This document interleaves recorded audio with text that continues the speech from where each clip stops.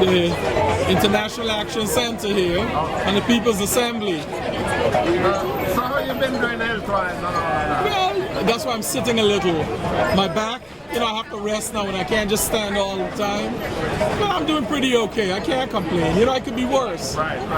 But I'm walking a little more without pain, but But I see you still supporting the struggle. Oh, listen, if I'm not here, it doesn't mean I'm not. It's maybe I'm up with my knee or my back. But once I can come out, I'm here.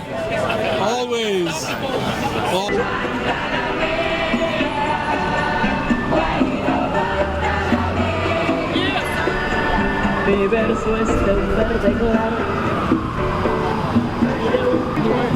Brothers and sisters, compañeras y compañeros, comrades in the struggle, I want to thank everyone for helping us with the March Against Capitalism. It was a huge success, and woo, give it up for the workers. Has the one group, the vanguard, the leaders of the revolution, and compañeros y compañeras, that is us today, because across the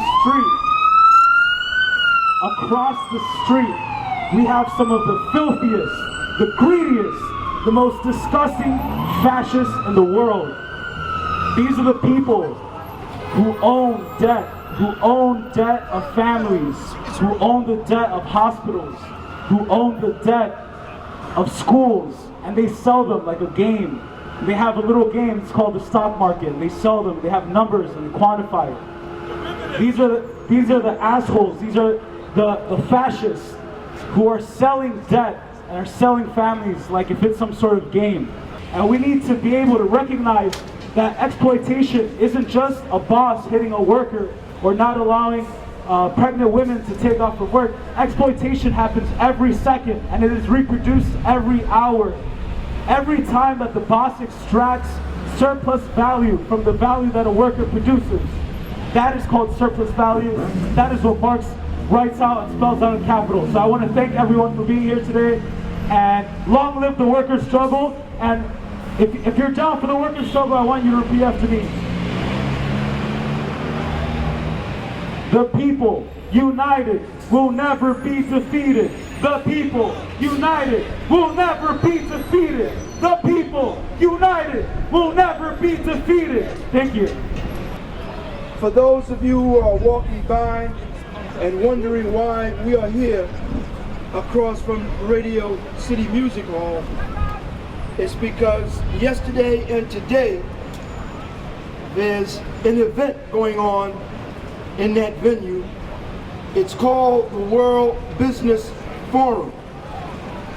In attendance is somewhere between 4,000 and 5,000 high-paid corporate executives, CEOs of companies like Exxon, like Verizon, like Duke Energy, like Darden Restaurants, and we can go on and on and on.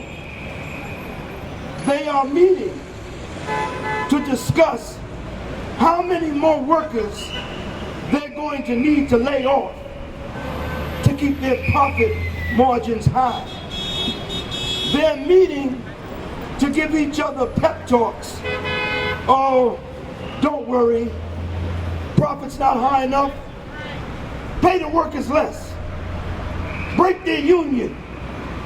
Take away their health care. Take workers who are making a halfway decent wage and cut it in half and pay them less. This is what they're talking about. We sent them a letter. When I say we, the organizers of this event, we sent them a letter where we asked them to go on record as the World Business Forum in support of raising the minimum wage to at least, to no less than $15 an hour. We told them we wanted them to make a statement supporting the rights of workers, all workers, but especially low-wage workers, to organize and unionize, like the fast food workers that many of you know are fighting for an increase in wages and a union.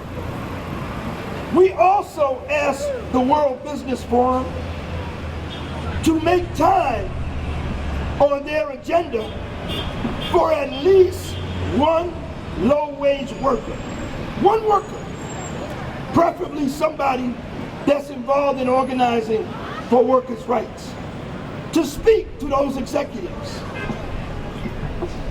You will be shocked to find out that we have received no answer. I'm going to ask my good brother, Chris Silvera, longtime progressive radical trade unionist, not only in New York, but on an international level, and the leader of Local 808 of the Teamsters, to come up and say a few words. Good evening, working class people, sisters and brothers. We gathered here to express and give voice to the 99%. We will not speak in code like Ben Bernanke is speaking to the CEOs of all these Fortune 500 companies. But I think Larry really expressed a serious point. We are the students' voice in the auditorium of the 1%. Where is the voice of the homeless? Where is the voice of the fast food workers? Where are the voice of displaced workers who find their jobs continue to be offshored, sent to China, sent to Korea, sent to Haiti, sent every place else but Brooklyn? We have to ask ourselves, how can Nike make this kind of money in America, but cannot provide jobs for American workers? Why is it that a young student that went to college and ran up a $50,000 debt has to work for $10 and $12 an hour? There's something wrong with this system right here. There's something wrong with a system that no longer gives you a pension plan. I'm not talking about a 401k, that's a savings plan. I'm talking about a pension plan. It's called a defined benefit pension plan, where you can retire in dignity and not have to leave New York City. Why is it that the students with a master's degree are working for $30,000 and $35,000 an hour? There's something wrong with that picture. 10 years ago, next week, we had a march in Washington called the Million Worker March, which I proudly wear that t-shirt on my body today. That march called into question the money that was being spent on war. We're closing schools, we're closing hospitals. We can't get a public option. You remember the public option? Where is universal health care? Does somebody have a problem with this? Does somebody have a problem with people having a pension plan? Is there a problem with somebody making $15 and $20 an hour? Think of the struggle that you have with your paycheck and ask how you think somebody else can live in New York with less than you make. We have a problem. So we gathered here today, and we will continue to rise, and we will continue to build a movement that at some point, brothers and sisters, at some point, there's going to be a direct confrontation between the working class and this 1% in this joint right here. And I have a little bit of advice to the various police departments around the world. Get out of the way. It ain't going to be pretty, and you ain't going to be able to stop it.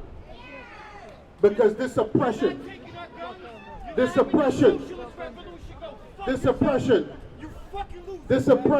taking place right here, that affects people like that young brother right there who's still struggling and don't even know it. Looking for a gun. You don't need a gun. You need a job. We need real living wages. In New York City, do the math on $15 an hour. You still poor. $15 an hour is not going to make you rich. $15 an hour will barely allow you to pay rent in a decent apartment. $15 an hour will barely allow you to eat a decent meal 3 times a day. We have a problem in America as this wealth gap continues to widen. All you have to do is go back in history. I'm not a prophet. I just simply read my history book. It happened before and it will happen again. So we're calling on everyone that's here that can hear this voice. Go out and mobilize. Reach out to your neighbor, reach out to your friends. If you get up and go in and you have to punch a clock and get to work in the morning, lest you be fired, then you need to join this movement to confront Ben Bernanke and the Federal Reserve and the World Trade Organization and the New World Order and the warmongers, the Democrats and the Republicans. None of them are exempt. You need to speak in your voice. Your voice as working people. You need to stand up, rise up, and tell these people you ain't gonna stand for this. And that you want the type of America that gives people a living wage? No, we want $50 an hour. We want a pension plan. We want health care, national health care. We want free education for our kids. No child should have to go to school and leave school owing $50,000. See, I read my history book. They used to call them indentured servants, so they recreated it again. So the new indentured servant was a guy that came over on a ship and had to work off his time. Now you got to work off your time because you went to college. There's something wrong with that. Stand up, fight back. Stand up, fight back. Do not believe in the Democrat. Do not believe in the Republican. Believe in the working class. Believe in your power as a human being, your power as a worker to get up and tell these 1% idiots that's in this place that you will not stand for it. Not one more day, not one more hour. We want a decent life and we want it now. Thank you very much. To see so many of you out here today. Thank you all so much for coming. So I wrote this speech. It's just a list of things I'm angry about. But I think y'all know what I'm angry about, right? Y'all know why the fuck I'm pissed off. I'm pissed off because these CEOs over there own everything in our lives. They own our housing. They own our health care. They own our electricity and our gas. They own our food. They own goddamn everything. And they pay us nothing, so we have nothing to survive on. And I am sick and tired of these capitalist pigs making more and more money while I have to sell my goddamn soul to them to survive! I'm sick of it! But, something I was thinking about while I was out here with you all is that even more than being angry today, what I feel is love. I feel love for you all, and I just feel that like to struggle is to love.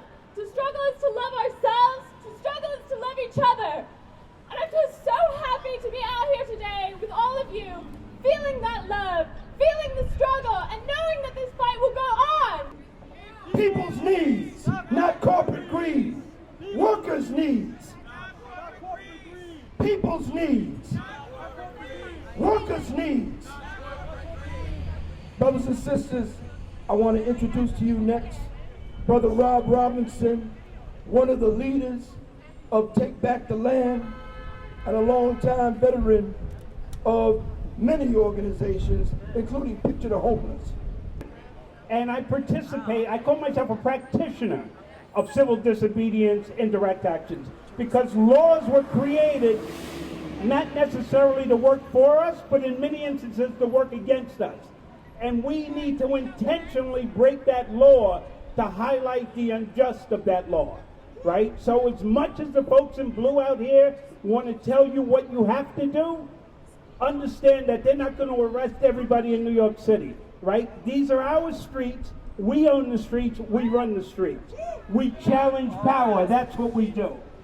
This is an important moment for all of us in this country. We took a misstep back in 2007. I want to be very clear. We took a misstep when the government took our tax money and fed it to banks like Santander, Bank of America, and said it's all right for you, John Q. Public, to fail, but the big corporations can't fail. Fuck that. We should have risen up and taken control of this country. We took a huge misstep in 2008. So I'm saying we can't let that happen again. When something like this happens across the street, they rub feces in your face, we need to stand up and fight back. So it's encouraging to see so many different people from so many different movements out here understanding that this is a shared struggle. We build power by coming together. We have to continually work together to build power, and we constantly have to confront power structures. That's the only way you make them tumble. Thank you. You know, if you read the press and the things that are put on TV, you get the idea that us anti-capitalists, us progressives, us revolutionaries, that we're some kind of extremists. We're these crazy, violent, ultra-crazy revolutionaries. You should be scared of us. You should stay away from us. But I'm going to tell you about the things that we believe, and I want you to tell me if we're extreme. One thing that I think all of us here can agree on is that people should have the right to a job. That people should be able to work and support their families and have their kids. Is that a crazy extremist demand? No, hell no. Another thing that we believe is that, that peace is ideal. That war, when people go killing each other and bombing each other and dying, that's not a good thing, and that should be something we do our best to avoid. Is that a crazy extremist thing? And we believe in equality. We believe that, people shouldn't be discriminated against on the basis of their race or their gender or their sexual orientation, that people should be treated equally. We believe in equality. Is that extreme? And in addition to that, we believe in democracy. We think that the government ought to represent the people, not a small group of rich people, but the people. Is that extreme? So peace, jobs, democracy, equality. Are these extremist demands? But I'll tell you why we don't have peace, jobs, democracy, and equality. Why? Because of those people in that building over there. We have a system organized to make profits for a small group of people. None of these buildings got built so people could have shelter. These buildings got built so landlords and bankers could make profits. We're not bombing Iraq and bombing Syria because the people want it. We're doing it because it's profitable for these billionaires and these bankers. We're radicals, we're communists, we're revolutionaries, but we're sensible people. We want the basic things that all human beings want, but we know why we don't have them. We don't have them because of the greed of the rich. We don't have them because of the profits. We don't have them because of the billionaires. They're destroying the lives of people, not just here in this country, but all over the world. The biggest criminal conspiracy, instead of trying to bomb Iraq to find a terrorist conspiracy of ISIS, that's a terrorist conspiracy in that building right over there. They're conspiring about how to lower our wages. They're conspiring about how to make more profits from locking people in prison. They're conspiring about how they can hire fewer and fewer people, create fewer and fewer jobs. This is a gathering of criminals. Like I said, we radicals, we're sensible people. We want to enforce the law. And the law is that working people have the right to survive. We're getting ready to come together. We're organizing, we're fighting. And these people, they should be very scared. That's all I got to say. Thank you. And she's one of the main leaders of an important caravan that's going to be departing from New York in just a few days. And I want to ask Teresa Gutierrez to come up and tell us about that. Okay, Larry and I were 15 years old when we first started working together. I want to first of all thank everyone who organized this event and who came to this event and who's going to come after they get off work.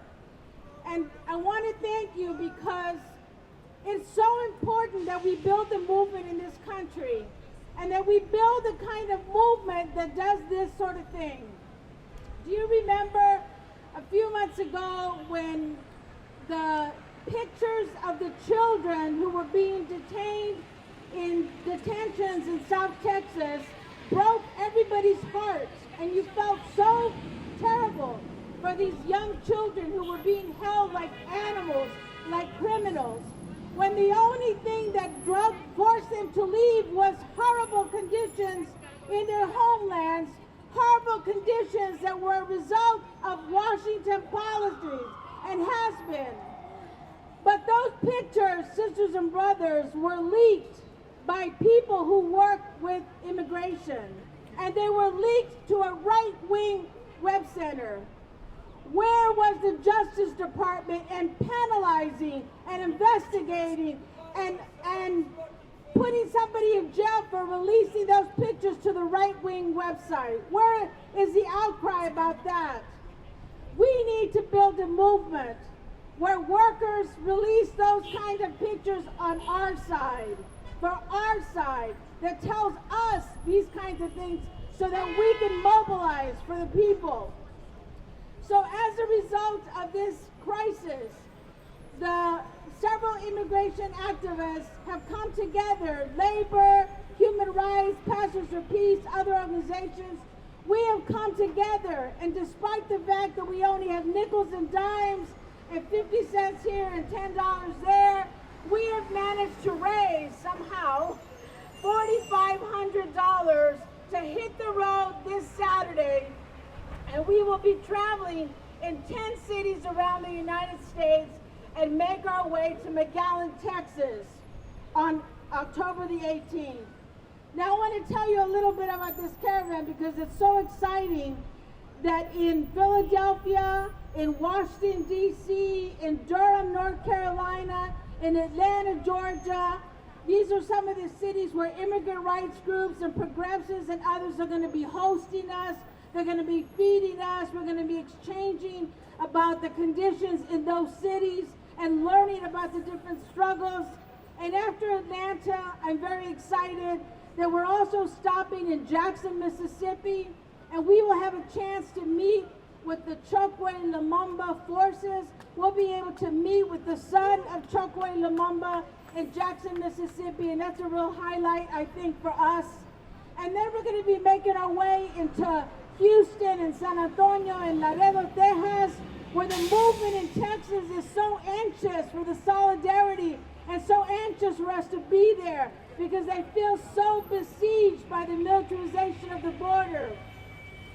So when we get to McAllen, Texas on the 18th and 19th of October, we may be smelling a little bit, we may be really cranky, we may be really tired, but we're going to arrive in South Texas and we're going to be as mad as hell.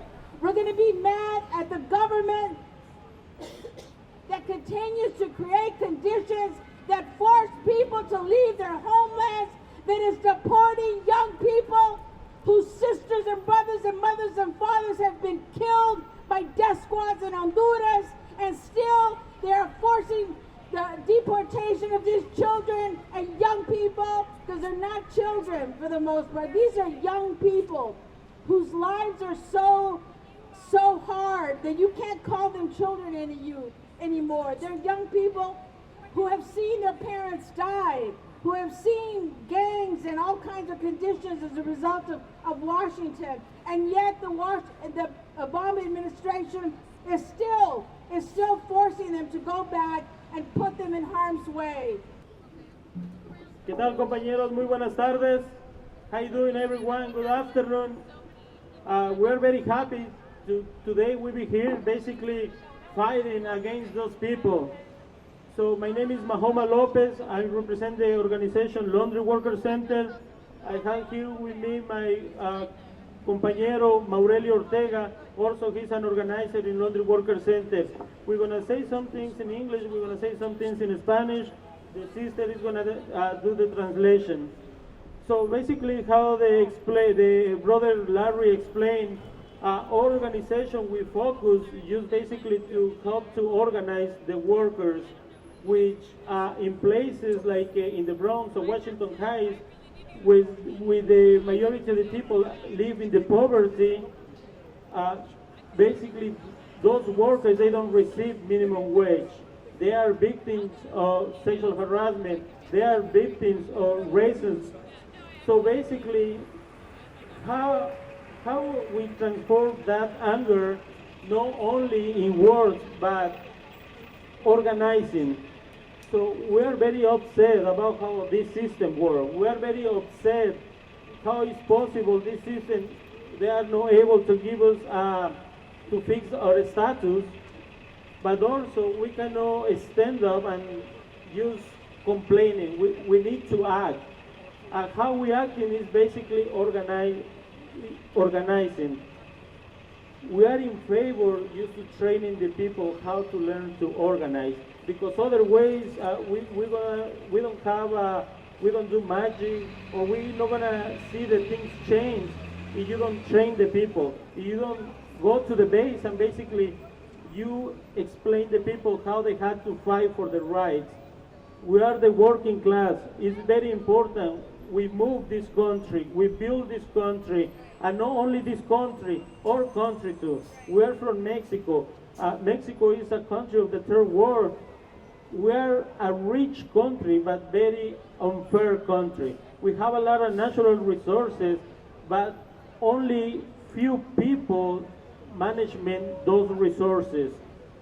So these people, the 1%, basically they decide for the destiny of the rest of the people, and we need to change that. We cannot be able to have a quality of life if we continue support them. If we continue basically just follow the road, their road. We need to stop that. We need to make own road. We cannot walk in the road they make. We need to prove the working class have the right and the power to build a new road for the benefit of everyone.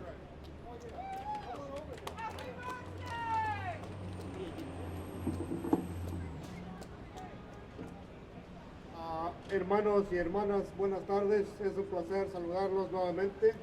Sisters and brothers, good afternoon. It's a pleasure to address you again. Mi nombre es Maurilio Ortega. My name is Maurilio Seda. Represento a Latin Workers Center, al igual que mi compañero que acaba de hablar.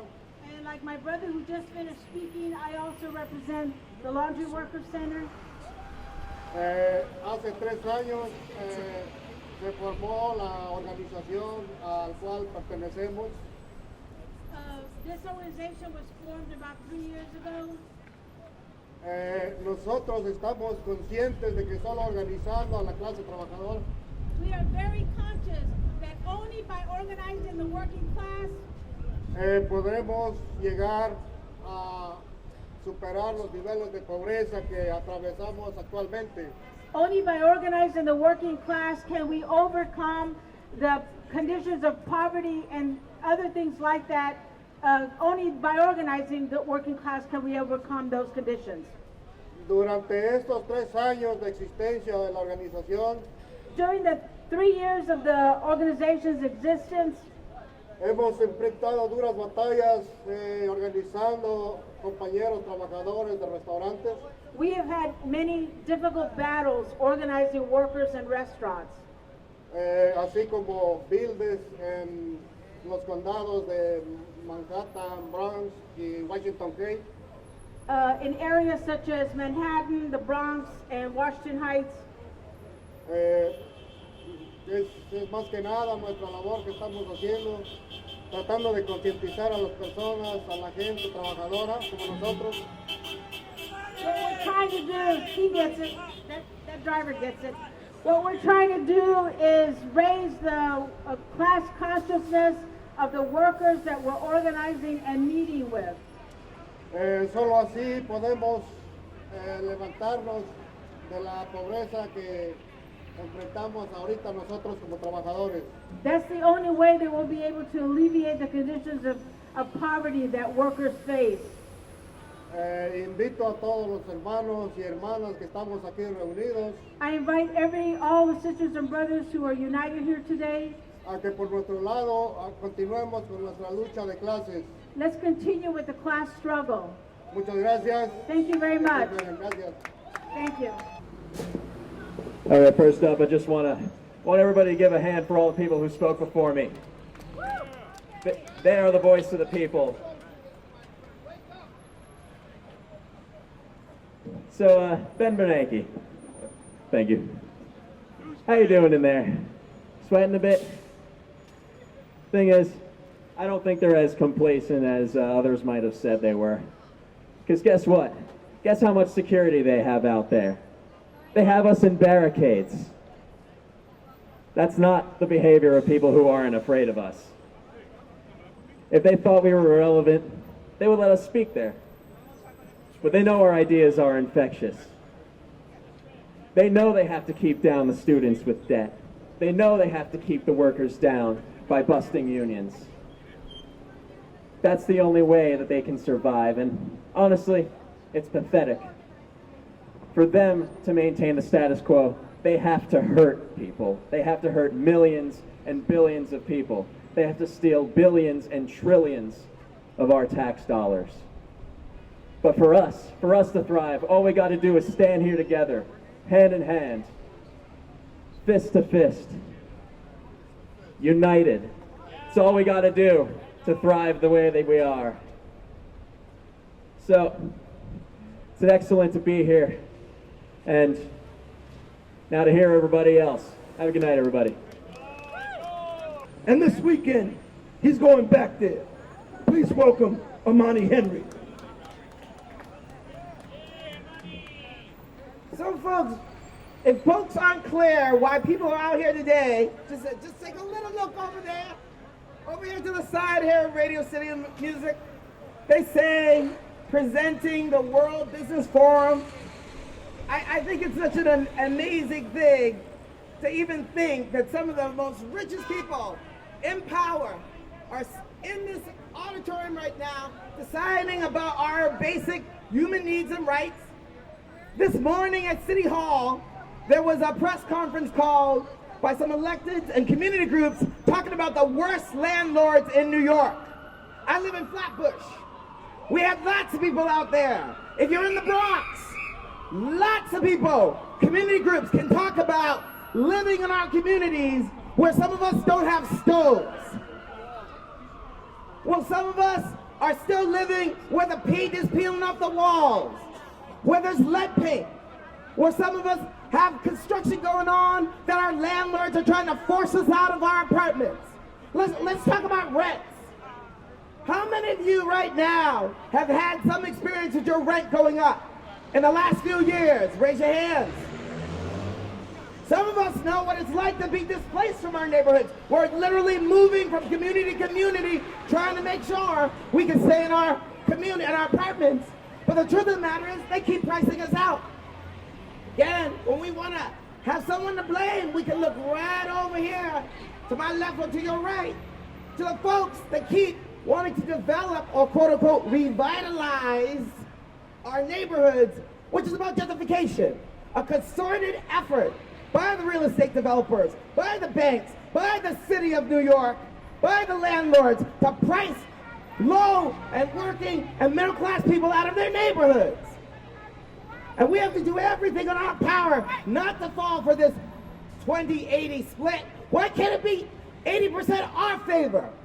Why do they have to develop, why do the bankers have to develop in our neighborhoods with pricing us out? Because it's, bottom line is this is about profit. Housing should be a right. It should not be about who can afford to live in New York City. We have a right to live in New York City. This is not about our neighborhoods being turned into playgrounds for the rich. Everyone has a right to live here in New York City and not be facing unbelievable rent increases every year. And the reason why I want to raise this is because we know that this gentrification is connected to racism. We know that it's black and brown people who are taking it on the chin around us, that our neighborhoods are being destroyed. We know it's about elders, that they're trying to take rent-stabilized apartments away from sisters and brothers that have been retired, throwing out seniors out of housing to make luxury apartments, closing down our hospitals to make luxury apartments. Look at St. Vincent's Hospital, closed down to make 5 townhouses, luxury rentals, where we used to have a public hospital. And we also know that police brutality and stop and frisk and broken windows is tied to gentrification. This is important. We've been able to show that the neighborhoods most gentrifying have the highest level of police occupation and brutality. And this is why this is so important when we talk about Ferguson. We might have broken windows. We may have stop and frisk. They have driving while black and brown. And that's the reality across the country. We have seen over 109 black youth murdered since in 2014. Black and Latino youth killed by the police. And we need to do everything in our power to fight this. We see this as interconnected in every single way. That when we talk about police brutality, we're talking about affordable housing. We're talking about fighting these bankers that are trying to raise our rent and shooting our young people and having the police occupy our neighborhoods. But most importantly, what we're talking about is we don't want to live in a system that is based on profit no more. Let's be real about this. Yeah. You know, when someone said this to me, you know, we're not fighting to be poor, we're fighting to have. Right. We're fighting to have affordable housing. Right. We're fighting to have affordable health care. Right. We're fighting to live and breathe without discrimination, without racism or sexism or ageism or LGBT oppression. That's what we're fighting to have. That's right. I'm going to Ferguson this weekend. It's called October Ferguson. Why? Because when everything is said and done and they talk about protesters, the one simple demand is arrest Darren Wilson. It's a simple demand. It doesn't take it. We don't need to have fancy degrees. He shot and killed Michael Brown. We want to see him arrested. Yeah. Don't we believe in justice? Yeah. We believe in justice. We're not racist. We're not monsters. We believe in justice. And that's why we're calling for the arrest of Darren Wilson, who murdered Michael Brown. Not for war and occupation. Money for jobs and education, not for war and occupation. Now, why would we be saying that to the World Business Forum? Because the CEOs that are meeting across the street rely on war. They're pirates, they're terrorists, and they need war. They need war around the world, and they need war right here at home. They need a war on poor and working people, and they need war, whether it's in Syria or it's in Iraq. They say they're going to war against ISIS. What does that mean? It means that the stock market is at an all-time high. That's what it means. It means that again and again, the CEOs that are meeting decide on war as a way of maximizing their profits. And what does that mean for us right here in New York City? It means that a third of the families with children rely on food stamps and soup kitchens and food pantries. They can't feed their families without it. 1/3 of the families with children right here in New York. That's the cost of war. It's a cost of war again and again. And it's true for 20% of the population in New York. 1 in 5 people needs a food pantry in order to eat. There's not enough, even at $15 an hour. And who's getting $15 an hour? So it's just the first part of a struggle. We also know that the wars around the world mean militarization of the police right here. That's what's stop and frisk, broken windows, the crimes committed in Ferguson. That's because there's a militarized police force that's using tanks and drones and night vision goggles, gas, tear gas, rubber bullets. Where do they get all this equipment? They get it from the wars abroad. So when we're out here again today against the CEOs across the street, it's because they're robbing from the whole world, and they're also robbing from poor and working people right here, and confronting the war makers, confronting the oil corporations, confronting the military corporations, confronting the banks that operate with them. That is defending and protecting our future. Thanks for being here. This is what I wanted to say. If Eric Holder would have done his job, those criminals across the street will never be there at City Hall. Okay? If he would have done his job, he would have put them in jail, because all of them are criminals. They shouldn't be in Radio City Music Halls.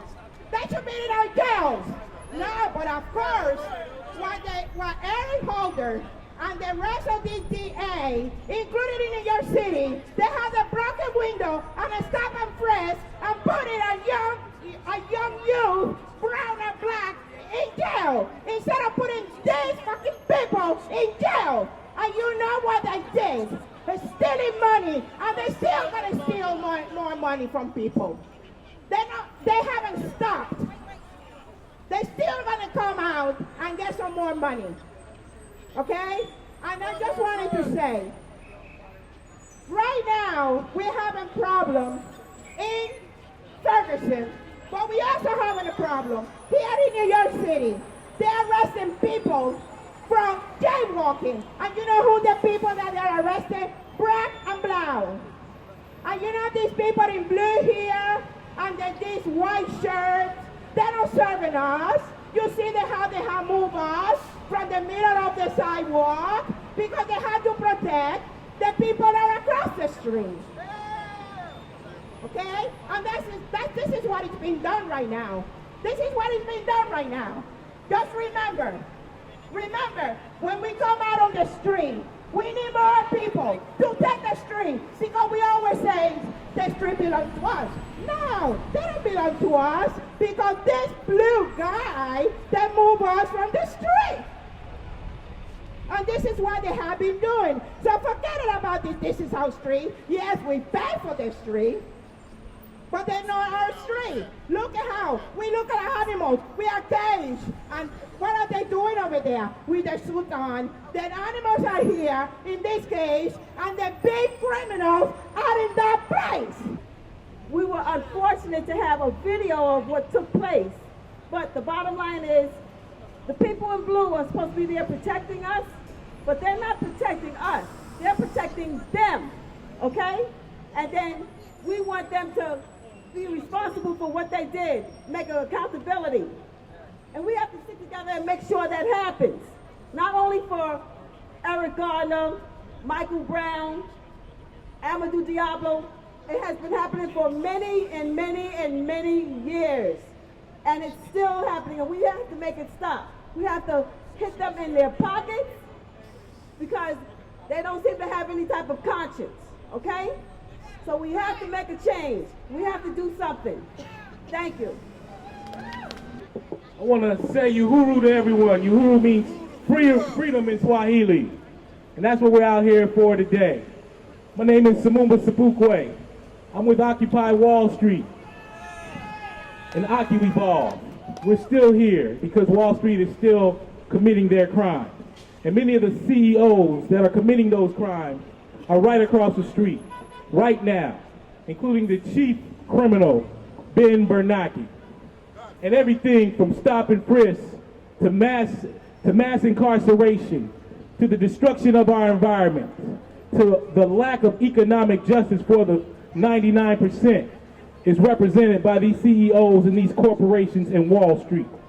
And many of you people walking by, if you can afford to pay your rent, and you can afford to have some money left over, and you can afford to send your children to school, we say good for you.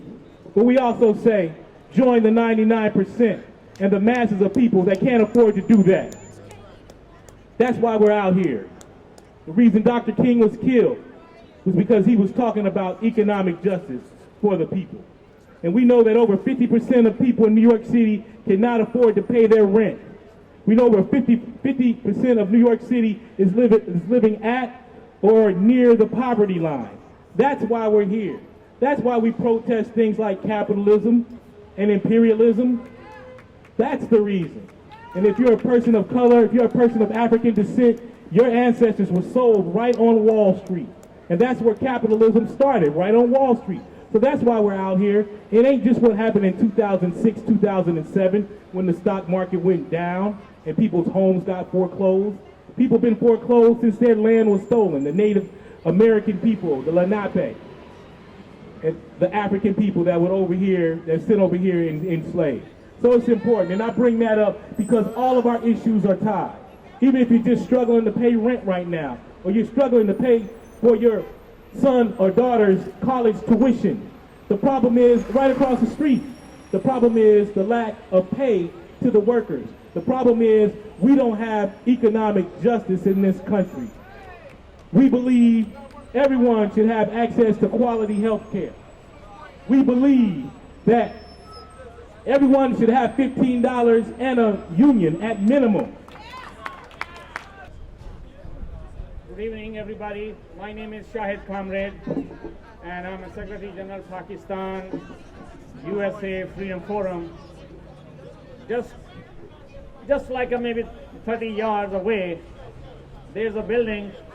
They have today they're going to listen to different kind of music. It's called the Radio City Music Hall. But on this side, this is the real voice. This is the real music. Those 2,000 CEOs who going to decide about the billions people, how they can make them more and more poorer and poorer. We over here, we are going to tell them, please, this is the same message what we give to the United Nations General Assembly. You have to change yourself. You have to think about the people. You have to think about the African American. You have to think about the students. You have to think about the immigrants group. Yes, you can make the difference. Yes, you can make the difference when your policies, when your money will go for the people, for the newborn kids, for the health, for the education. This world will be more beautiful. At this moment, in this country, United States, last 40 years started from the Reagan. We are very deteriorated situation. We are going down and down as a human wise. But some CEOs making millions and millions dollars, even the company failed, but they got the bonuses. Can you afford this thing? That you fail the system, you fail the corporation, but you will make the $50 million bonus? This has only happened in America. But we people over here, we will change this thing. We will not going to spend the millions of dollars in the new drama directed by the CIA in the name of ISIS, ISISL. Even they don't know what name they want to give it to them. The British don't know. And you know our friendly country, Canada, what they did yesterday? They're going to go to the war again. They never learned the lesson from Vietnam. They never learned the lessons from the Kuwait war. They never learned the lesson from the poor Afghanis. 13 years, the guys Afghanis who has nothing. But they are defending their homeland, their motherland, and giving the message to every future colonialist. You cannot win. You cannot take my sisters and brothers' life. But this country belongs to Afghani. This country belongs to Honduras. This country belongs to Brazil. This country belongs to Pakistan. This country belongs to Africa. You cannot control. And what happened is shameful. I hope these 2,000 CEOs will talk about how they can help the Ebola Africans. They need help. And I'm sorry, and my all solidarity with the first death in America, in Dallas. Family, we are behind you. Family, we know that 1970 Ebola was. Good evening. I said good evening. I'm talking to workers. I'm talking to workers. Everybody that just got off of work. Good evening. While across the street in Radio City Music Hall, 200 CEOs that believe they rule the world are meeting. We're on the streets. The 99% that cares about the next generation. That means you that's going into the buildings and getting off of work. It's up to us. It's our generation. It's your kids. It's your corporate job that's under attack. You don't know when that job is going to be there tomorrow. And the people across the street in Radio City Music Hall are talking about billions and billions of dollars that care nothing about everybody that's walking on the street. That's all of us. That's us as the working class.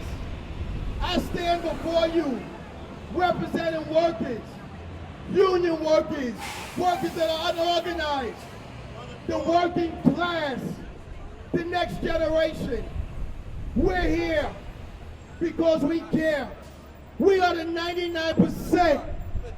And we understand that all of us all of us together can outweigh 1%. 99 is bigger than 1.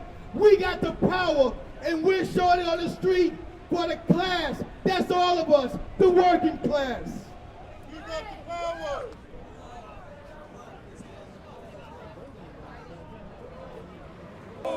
Our workers and the poor. Stop the war. Our workers and the poor. 15 and a union. 15 and a union. 15 and a union. 15 and a union. 15 and a union.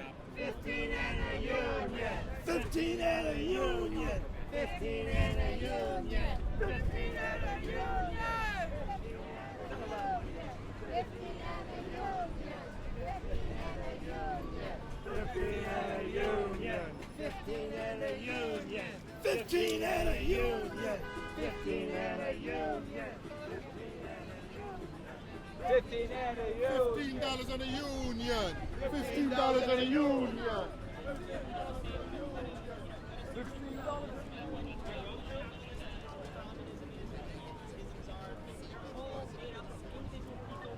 Either way, I'm going to have to do like about a 6th Avenue where.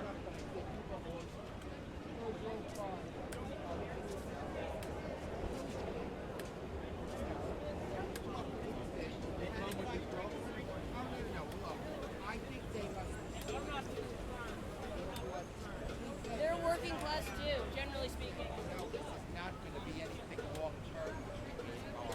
She said that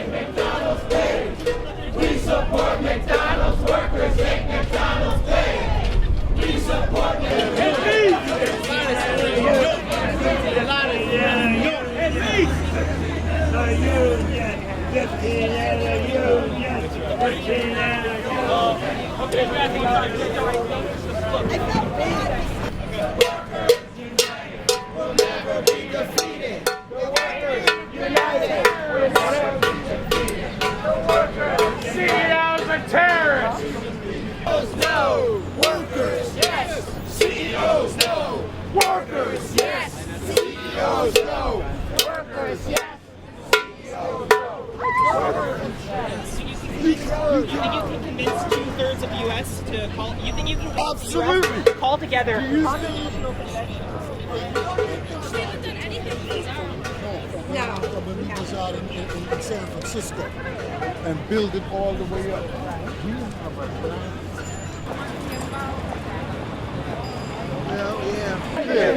And I hope that we messed up.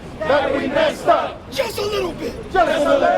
Just a teensy bit. Just a teensy weeny bit. Therefore, across the street. Let us make sure that we stay in touch. The People's Power Assembly has meetings every Wednesday evening. 147 West 24th. 147 West 24th. Still has their meetings on Fridays. I believe it's 6. I believe in 6. 60 Wall Street. 60 Wall Street. We got Ferguson coming up.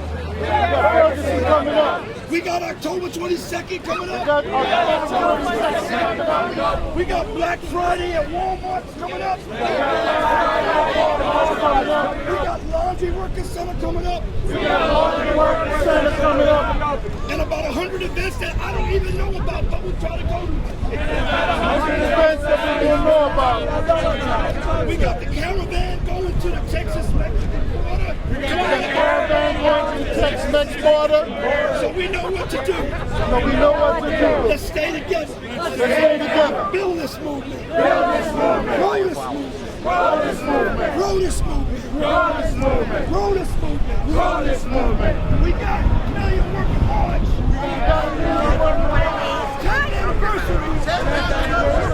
Coming up in about 10 days. Coming up in about 10 days. October 16th. Our final message. To those rich executives. Who make an average. Of between 10 and $15 million. Between 10 and $15 million. A year.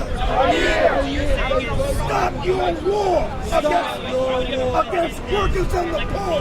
Stop your war. Stop your war. Stop your war against workers and the poor. Stop your war against workers and the poor. Stop your war against workers and the poor. Stop your war against workers and the poor. Stop your war against workers and the poor. Stop your war against workers and the poor. Woo! Okay.